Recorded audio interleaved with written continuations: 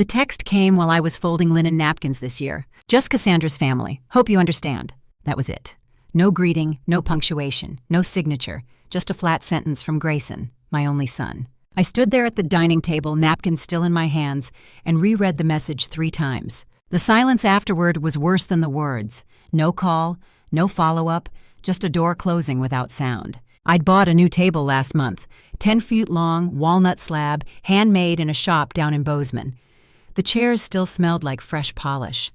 I'd pictured all of us around it.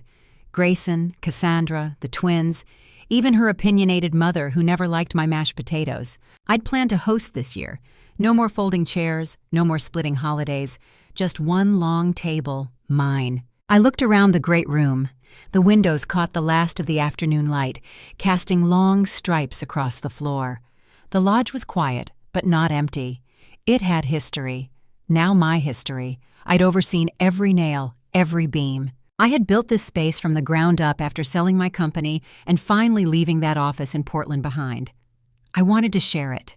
That's what stung most. Not the rejection, not really, but the fact that I had waited. That I still believed this would be the year he'd say, "Let's do it at your place, Mom." I typed one word, understood, and sent it. No pleading, no protest, no question marks. I wasn't going to beg for a seat at a table I had built with my own hands. I set the phone down beside the folded napkins. Then I walked out onto the wraparound porch, breathed in the sharp mountain air, and made a different decision. It was time to write a new guest list. I didn't pace the hallway like I used to back when the silences from Grayson first started coming. Instead, I picked up the landline, because out here reception comes and goes, and called Marcy, my late husband's sister. "Oregon Coast always sends handwritten cards for the holidays," she answered on the second ring. "Oh, Kayla, thank God." "You too?" It caught me off guard. "Me too." "What?" She exhaled. Grayson's text. Said they were doing something small this year, just Cassandra's family. I sat down slowly. "You weren't invited either?" "Nope, first time in 15 years. I thanked her and hung up, then dialed James, my nephew in Flagstaff. Works in forestry, heart like his father's. "Immediate family only," he said before I even asked. "I thought it was just us who got left out." Next came Julia. She never misses Thanksgiving. She once brought 3 pies on a red-eye flight just to keep a tradition alive. Cassandra had told her the same thing, immediate family only. I didn't feel wounded anymore, just clear. Something had clicked into place. I opened the drawer by the fireplace and pulled out the notebook where I kept my garden notes and grocery lists. I flipped to a clean page, wrote Thanksgiving at the top, then started a list. Marcy, James, Julia, Uncle Ron and his new partner, my friend Lynn from back in Portland. I kept going, not out of spite, but out of something steadier. I wasn't excluded. I was choosing. I walked through the hallway past the guest rooms, each one fully made up, waiting for a purpose. I paused in the biggest one, corner windows, ensuite bath, soft quilt with hand-stitched corners. Marcy would love this room. I wrote her name next to it, then James, then Julia. I started pairing names with pillows, stories with spaces. This wasn't a dinner anymore. It was a gathering of everyone they had brushed aside, and this time the table would fit us all. The next morning, I found Callum in the barn, elbow deep in a saddle adjustment. He looked up as I approached, wiped his hands on a rag. "You're planning something," he said, like he already knew. "Thanksgiving, 30 guests, 2 nights. I want them fed, rested, and warm." He grinned. "You finally opening this place up?" "Not to everyone, just the ones who were left out." I laid out the plan, rooms prepped by Tuesday, fireplaces checked, wood split and stacked near every entrance. No grand displays, no pretense. I wanted the kind of comfort that doesn't ask anything in return. By noon, I was in town meeting with a chef named Beverly. Gray braid, sleeves rolled to the elbows, eyes sharp. She told me she used to cook for miners, men too tired to pretend they liked something they didn't. "I don't do buffets," she said flatly. "Perfect," I said. "Family style, big bowls, things passed by hand." She nodded once. We were on the same page. On my way back, I stopped at Miriam's place. She weaves blankets out of alpaca wool, soft and thick, and just the right kind of imperfect. I bought 12. Called my assistant on the drive home and gave her a list. Crossword books for Uncle Ron, peppermint foot cream for Julia, allergy-friendly snacks for Marcy's daughter. Each guest room would have something personal, not expensive, thoughtful. That night, I sat on the porch with a cup of ginger tea and watched the clouds shift over the ridge. The house felt fuller already, like it had been waiting for this. I didn't post anything, didn't announce, didn't drop hints. This wasn't about being seen. It wasn't about teaching anyone a lesson. It was about creating a place where no one had to ask if they belonged. By morning, the RSVP texts started rolling in. By Wednesday afternoon, cars began winding up the dirt road, headlights glinting through the trees. James arrived first, hauling a cooler from the trunk before I could even reach the steps. Behind him came Julia, waving from the passenger seat with a grin that belonged to another decade. They unpacked pies, board games, a box of mismatched candles. Soon the lodge filled with the sound of voices and footsteps, drawers opening, doors closing, laughter echoing down the hallway. Every room I had prepared was occupied within an hour. As the sun slid behind the ridge, James lit the fire pit. The flames caught the glass of my wine and threw back their reflection. The mountains went from gold to violet. Someone called my name. Someone else shouted for more chairs. I looked around and realized this was what I'd built it for. James took out his phone and said, "Don't move." I didn't. The shutter clicked. I barely noticed. Later that evening, when the food was nearly gone and everyone had drifted into conversation, James showed me the photo. The lodge glowing behind me, kids running along the porch, sky burning low over the tree line. He'd posted it already with one word, home. I smiled and poured another glass. By the time I went upstairs to turn down the lights, my phone buzzed twice. Then again, messages stacked like dominoes, old acquaintances, extended relatives, names I hadn't seen in years. "That's your place? Where is this? Looks incredible." And then much later, one from Cassandra. "Wow, real classy." No greeting, no punctuation, just that. I set the phone face down on the counter and went back to setting coffee mugs beside the stove, making sure everyone would have one ready in the morning. Downstairs, I could still hear laughter drifting up through the floorboards. The house felt alive, almost breathing. The next day, Thanksgiving began. The table stretched almost the full length of the great room. We'd pushed 2 farmhouse tables together and draped them with simple linen. No one had assigned seats, and no one needed to ask where they belonged. They just sat wherever the next laugh was coming from. No kids' table, no one standing to give a speech, just bowls passed back and forth, forks clinking, someone reaching over someone else's plate for more roasted carrots. Callum carved the turkey out by the deck. The kids cheered when he brought it in, acting like it was a prize buck. My nephew cracked a joke about how it looked better than anything Mitch had ever grilled. I didn't sit much. I moved from the kitchen to the table, refilled cider, checked the cornbread, lit a few more candles when the sun dipped low. I didn't want help. I wanted them to just be here. That was enough. But when my niece set down her napkin and asked, "Kayla, do you need anything?" I smiled. "You already did. You came." She blinked like she didn't know what to say, then nodded and kept eating. Later, when dessert plates were being scraped clean and the fire had started to pop in the hearth again, Grandma May touched my elbow. She motioned me toward the hallway, just out of earshot from the noise. "I haven't felt this seen in years," she said, low and firm. Not just fed, seen. I didn't say anything right away, just held her hand for a second. She gave it a squeeze and added, "You brought us back." It hit deeper than I expected, because I hadn't realized how many years I'd spent asking to be included, when all along, maybe what I wanted was to be the one who opened the door. That night, as everyone gathered by the fireplace and someone pulled out an old guitar, I curled into the arm of the couch and finally sat down. Outside it started to rain. I woke to the faint clatter of rain on the porch roof and the smell of leftover cider. For a moment, I thought it was just another morning on the ranch. Quiet, whole. Then I saw my phone. 6 missed calls from Grayson, 1 from Cassandra, 1 voicemail. I didn't want to play it. I did anyway. "Could have given us a heads up. You blindsided everyone." That was it. No greeting, no apology. Just that tone I knew too well, like I'd broken some unwritten rule. I left the phone on the dresser and stepped into my boots. The morning was wrapped in fog, the kind that makes the trees look like ghosts and the lake disappear entirely. I didn't care. I needed the quiet. Down by the dock, the mist hovered above the water like it wasn't ready to lift. I took a deep breath and listened. No footsteps, no traffic, no voices. Just the faint sound of a loon somewhere across the lake and the creak of damp wood beneath my feet. This was the life I had chosen, the one I had built. I didn't hear James coming until he was beside me. "You okay?" he asked softly. I nodded, but my hands betrayed me. I slipped them into my coat pockets before he could see them shake. "They're calling, huh?" I didn't answer. He nudged my shoulder like he used to when he was a boy and wanted to make me smile. "You did good, Kayla," he said. The lump returned to my throat, but this one didn't ache. It steadied me. I looked out at the lake, still hiding under fog, and felt something settle in me. Behind us, I heard a door creak open from the house. Someone was up, probably setting out the morning mugs. I turned from the dock and followed the sound of home. He caught me just after lunch. Most of the guests had gone for a walk up the ridge trail.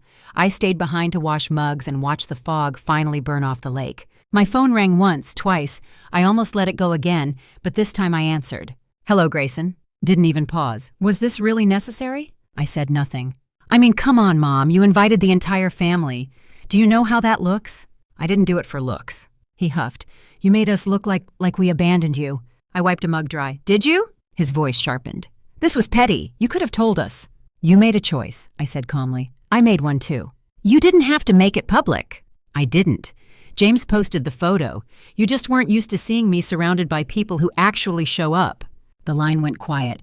Then he said low, almost like a wound, "You always take things personally." "No," I said with no anger in my voice. "I just stopped taking them quietly." Another silence. When he finally spoke again, it was softer. "Cassandra's upset." "I'm sure she is. I just thought maybe you'd be busy, that's all." I didn't reply right away because he wasn't really apologizing. He was circling the edge of something, trying to pull me back into the old role, the one where I swallowed hurt and smoothed things over. But I wasn't doing that anymore. "You thought wrong," I said, "and I'm allowed to be remembered." He didn't answer. I ended the call.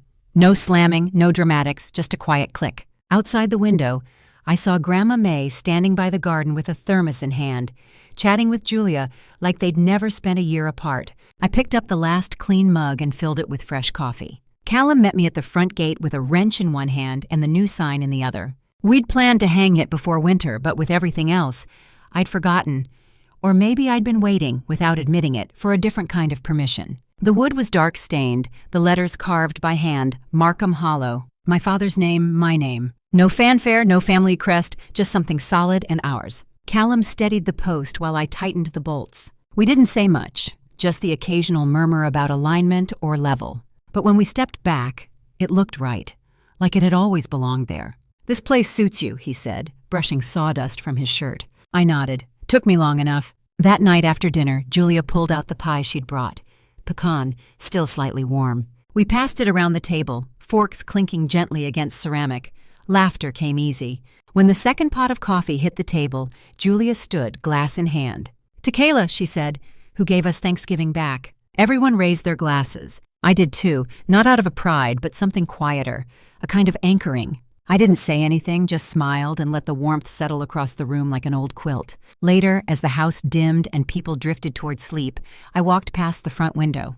The gravel road was empty, just moonlight stretching across it in long white lines. No headlights, no voices arguing outside the gate, and still the house felt full. I checked the thermostat, made sure the firewood was stacked high by the hearth, and paused in the hallway to listen. Footsteps above me, a faucet turning off, someone laughing far off, probably James. I turned out the last light and headed toward the back deck. The air had turned crisp again, but I wasn't reaching for a coat. The text came mid-morning, just as I was steeping tea in the quiet kitchen. "Maybe we can come by next week," Cassandra wrote. No punctuation, no apology, like I was a forgotten side errand to pencil in. I didn't answer. Not because I wanted to punish her, but because I didn't owe her immediacy anymore. The house still hummed from the weekend. James and his crew stayed one more night. Julia helped with breakfast. Grandma May refused to leave until the last pie was gone. We did puzzles at the long table each evening, the fireplace low and steady. We took morning walks to the lake. Callum brought fresh eggs from town. Someone left a pair of wool socks drying by the hearth, and no one claimed them. It felt like life, not an event, not a performance. Just life finally shaped the way I'd always imagined it could be. No pretending, no waiting to be welcomed. By Tuesday, the ranch began to quiet again. Cars rolled down the gravel drive one by one. Goodbye hugs, thank yous tucked into handshakes. Julia left a card on my nightstand. "You reminded us of who we are together." When the last car pulled away, I didn't rush to clean. I walked the empty halls slowly, picked up a dropped scarf, smoothed a pillow. The air was still warm from the people who had filled it. I wasn't lonely, just still. I wiped down the counter, folded a dish towel, and stood by the back window, watching the last light settle on the ridge. Not a single part of me missed the noise I'd once begged to be included in. Then I picked up my phone and texted Callum. "Let's do it again next year." His reply came quick, already penciled in. I smiled, tucked the phone into my pocket, and stepped out onto the porch. The letter arrived just after the first snowfall dusted the far pasture. No return address, but I knew the handwriting, slanted, quick, as if the sender had rushed through it, but still hesitated before sealing the envelope. Inside was one line centered on the page. Are we still invited to Christmas? No greeting, no apology, just a question heavy with assumption. I read it once, then again. I didn't cry, I didn't tear it up.